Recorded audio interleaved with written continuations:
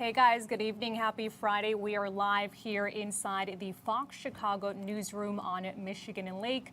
This is the official 8:30 pre-show. This is where we give you a behind-the-scenes look at how we put together these stories, and you might get to meet some of the people behind the scenes that you don't normally get to meet.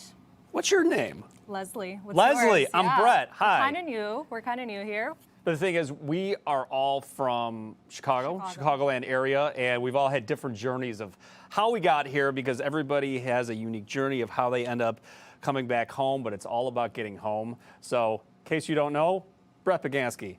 Leslie Moreno, and we thought we'd share a little bit about us since we are new. Do you want to go first? Sure. Fun fact. So I grew up on the northwest side of Chicago in Jefferson Park, went to St. Patrick High School, and just so happens I'm going to be going back there tomorrow to MC event, but that's going to be on another topic when it comes to St. Patrick. But on one of my social media bylines, I always say, won a Halloween contest dressed as the Macho Man Randy Savage, and John Cusack said I was good at karaoke. Those are absolutely true stories. And he's also very talented. He plays the guitar. Checks right? in the mail. Yes, I do. Really good, really good. She's very kind. I'm not an expert, but I am friends with a lot of really good professional musicians in the Chicagoland area. 16 Candles is one of them. Thank you to those guys.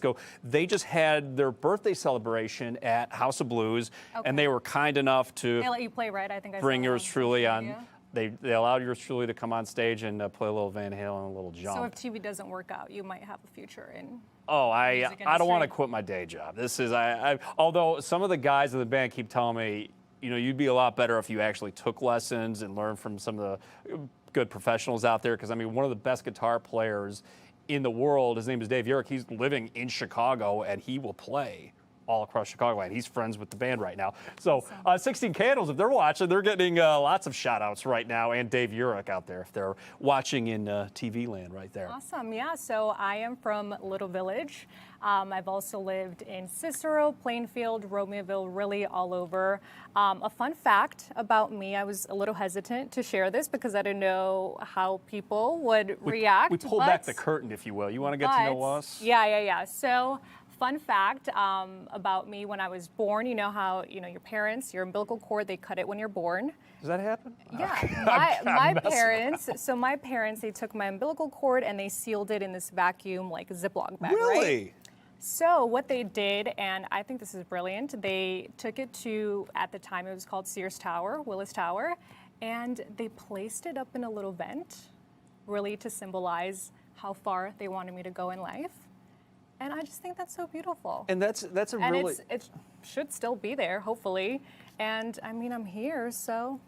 Dreams come true. Yeah. But see, and that's such an unusual story, but that in, let's say, in Hispanic culture, that obviously a very symbolic thing when you... The umbilical cord, yeah. Yeah. That is interesting. I don't know. I thought that was really beautiful, and I don't know, every time I see the skyline or every time I drive by the Willis Tower, the Sears Tower, I just feel really good, and I'm really happy to be home. Have you ever gone back since? And when's the last time you went back? The last time I was up at the Willis Tower. I keep saying Sears Tower, but the Willis Tower. It's Sears Tower for a lot of people. Wow, maybe like 15 years. Probably when I was around in college. I think it's time. College, it's time, right? Yeah, full circle moments. It's kind of like going back to a spot when you're a kid and see if your initials are still there on the tree, or if, God forbid, you put some graffiti in there. Hopefully, Willis Tower officials are watching. We don't get in trouble. They don't go looking for it, and But this would be a good thing. So if anybody works at Willis Tower, let me know if it's still there. You have to find the exact spot, or maybe, hopefully, they'd have a renovation there. Yeah. Well, it's a thought that counts. I think it's a thought that counts. But look, it shows you that your parents believed in you.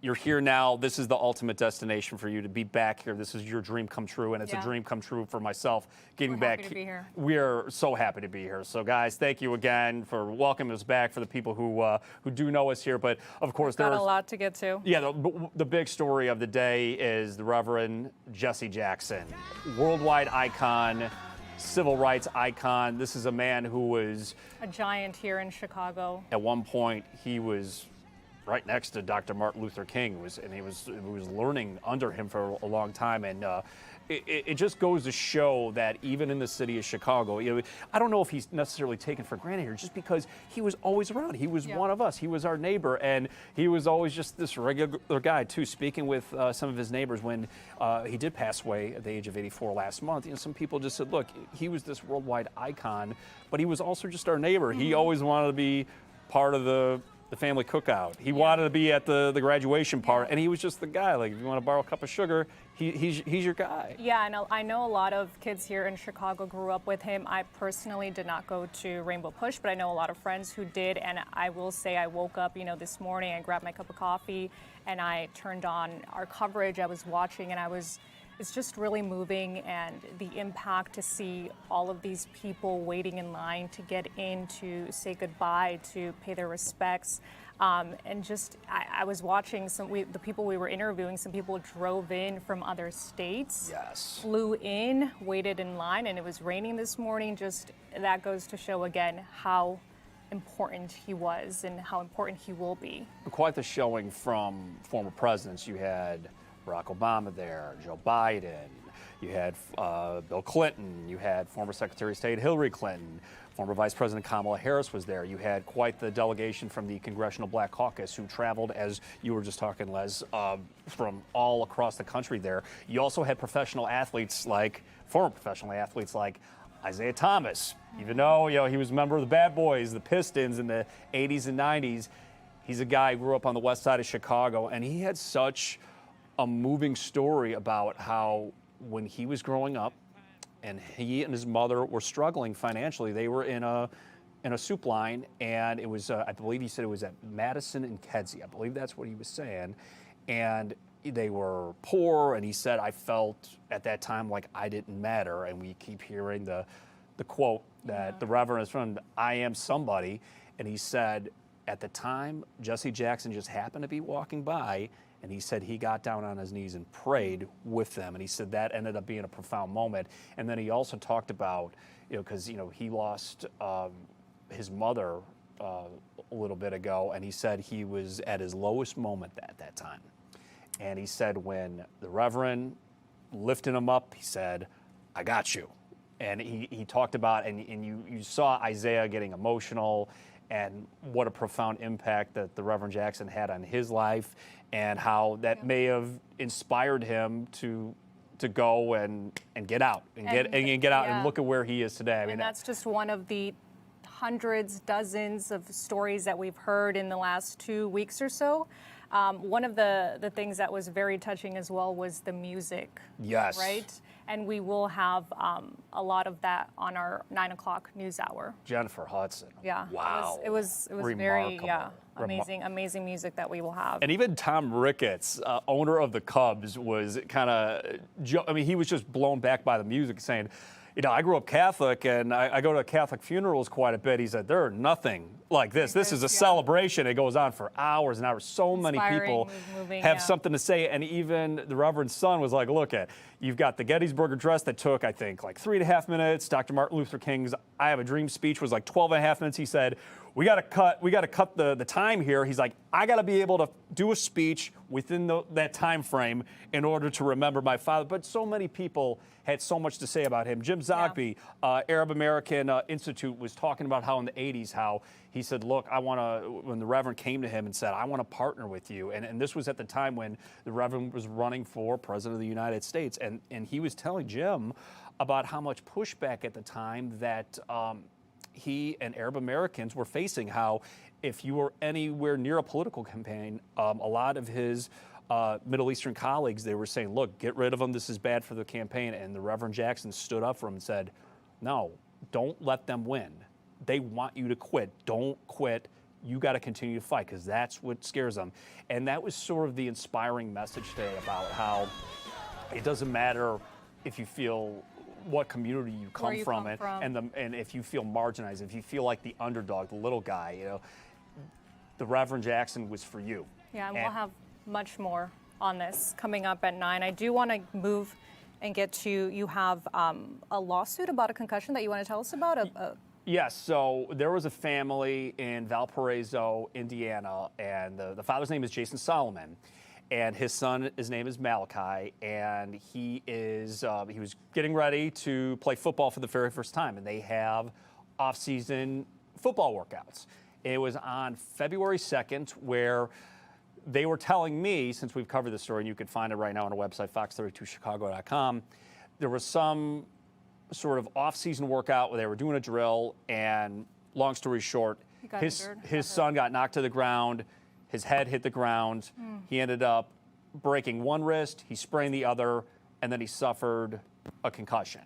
And it was so severe, he ended up in the hospital, but the father is claiming that the high school, the school district, and the city were negligent. And so this lawsuit is official. So I was on the phone with him within the last few hours, right when I got done filling in on the Chicago report for Preshow, and he was saying, I got some breaking news. He told me that the lawsuit is moving forward here.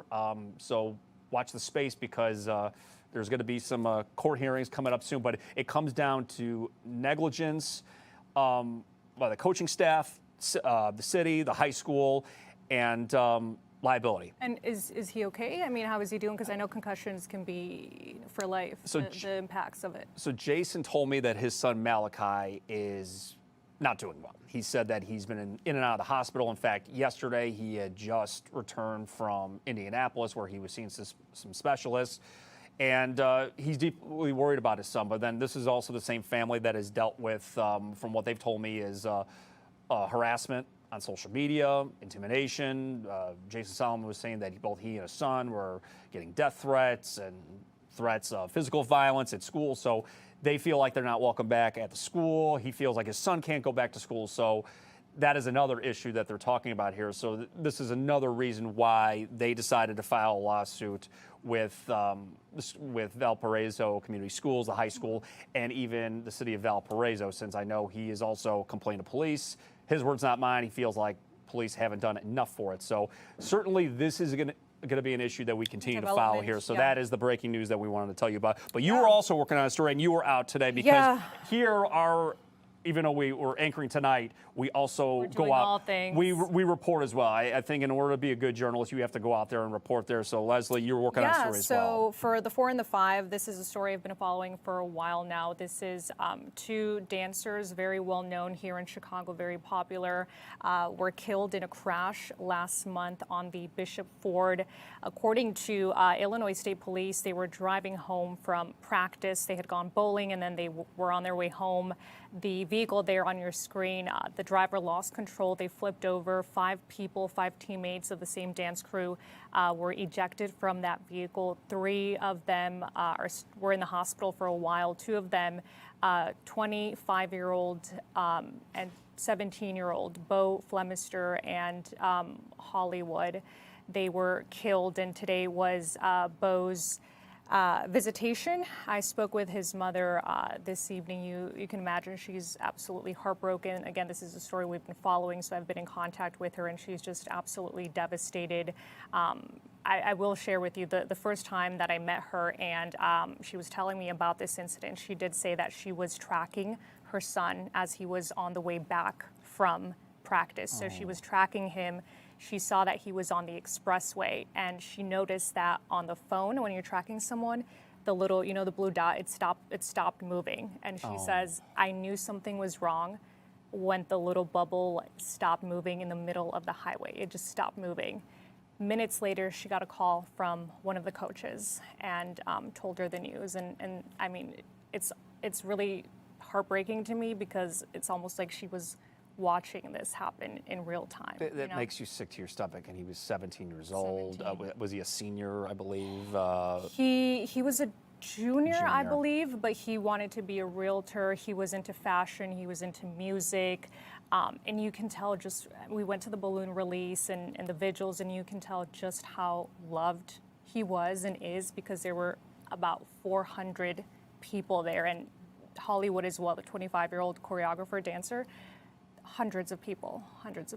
It really shows you that life is so short, nothing is ever promised, and you have to live your life to the fullest, and you shouldn't live with any regrets. And if you are going out there and on the fence about trying new things, go out there and try it because, Bo was one of those people who he had his whole world ahead of him. Yeah. And now he doesn't get to have that opportunity to become an adult and see his dreams through, as you said, as it being a realtor. Yeah, and now his mom, I mean, she's turning her pain into purpose, I guess you could say. She has started this fund, fund essentially to help the 3 survivors because some of them are still in the hospital, and they saw this all unfold. They were there, and the emotional toll, the emotional aspect of all of this. So she is creating this fund and raising money and all of that to help them with the emotional aspect, maybe get them some therapy,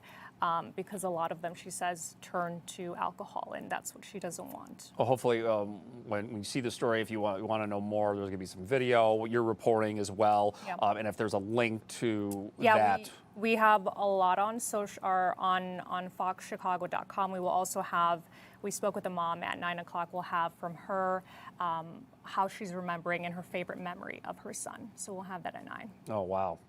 All right, another thing that if you were watching the Chicago Report, and we've got the video already on fox32chicago.com, because, as things are evolving, people want to have up-to-date news headlines, what people said at the very moment.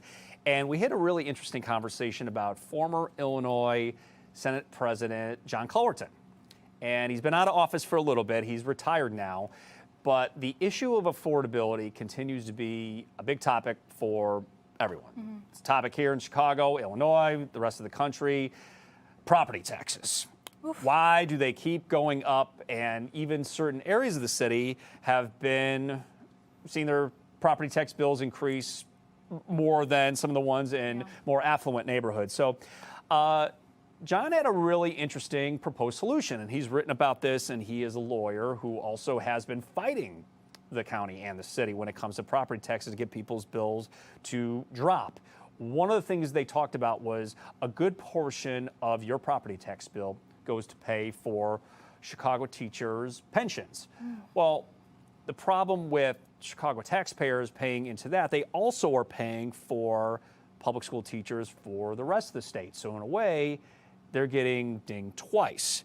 His solution, he feels, if they merged the state teacher pension fund with the Chicago teachers pension fund, it could potentially save Chicago hundreds of millions of dollars. Now, exact research behind that and how much it really would save, I think is sort of up in the air. It does need legislation to come and be enacted down in Springfield. Is there the political will to do that? Still in the works. I don't even know if it's in the works. It's one of those solutions where he has said that he has proposed it to Mayor Brandon Johnson, and he wants Illinois lawmakers to take this up on this. But he said that there is a strong coalition with the teachers union that simply does not want this. The other thing is there was a potential of everybody's taxes throughout the state going up if the two pensions were to merge. And knowing the history and knowing my experience living in downstate Illinois, and compared to here, there is a large resentment of Chicago in downstate Illinois. If you haven't left Chicago, well, I'm letting you know that when you go outside the Chicagoland area, there is a big resentment for the city of Chicago, the financial woes. Chicago gets blamed for a lot of things. So you would have to have a significant number of Illinois lawmakers throughout the state in order to sign on to this. So watch the space when it comes to property taxes, because that's certainly going to be on the ballot this November. And lastly, my favorite thing, St. Patrick's Day is coming up. Fun fact, I have never had a green beer. You don't seem like a beer drinker. I'm not.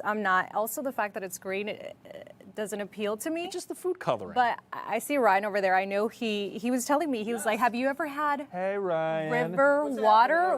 What did you say, river water? Green river water. Please explain to them and tell me this is not the craziest thing ever. It's not, this is a normal thing. It's a normal thing when you're growing up. So, when you go down to the river for St. Patrick's Day, you'll see a lot of people with just random green jugs. And you'll be wondering, what is that? What's in there? Well, it's called green river water. I'm pretty sure it has vodka in it. Oh. But you just grab the mud and you dip it in the river? No, it's already in there. Oh, it's already in there? It's already in there, so it's pre-made. It's pre-made. So it's sanitized. Yep, exactly. And then you just You just drink it. This almost sounds like some college party thing. Like, all right, take your cup and just It does dip it not in. sound Very much. Very clean. very much. There's a I met a shoe in lot of there. friends. I'm just saying that. I met a lot of maybe in friends. college when my immune system was a little better, my body, you know what I mean? I'm just saying this right now. It was a lot of fun when I was younger. It got me out into the city. We got to see a ton of bars, and we just got to meet a ton of people. That's the beauty about St. Patrick's Day, is that you bring everyone downtown for this one event, the Dyeing of the River. And they just have a Beautiful. and they have a Beautiful. great time. Yeah. So I highly recommend, if you haven't seen it yet, you got to go check it out. Yeah, this is definitely one of my favorite times of the year, just watching the river bright green. 1 week from tomorrow. I'm going to have my first green beer, guys. This is Maybe you guys would. You should do a taste test on the here. answer is always yes. The answer is always yes here. Maybe So we can vlog it. yeah, and then I got to know about this this river, this drink that we're talking about right here. All right, we will be right back after this.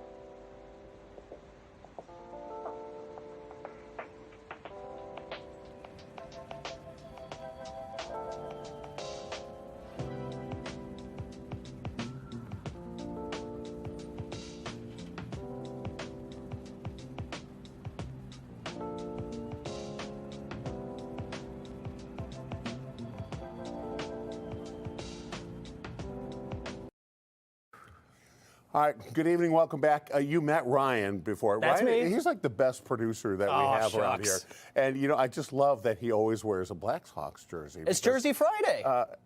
A sweater, I'm sorry, I said it wrong. Yes. A Blackhawks sweater. And I didn't know, today's Jersey Friday. Today is Jersey Friday, so every Friday I come in here. I actually didn't come up with this idea myself.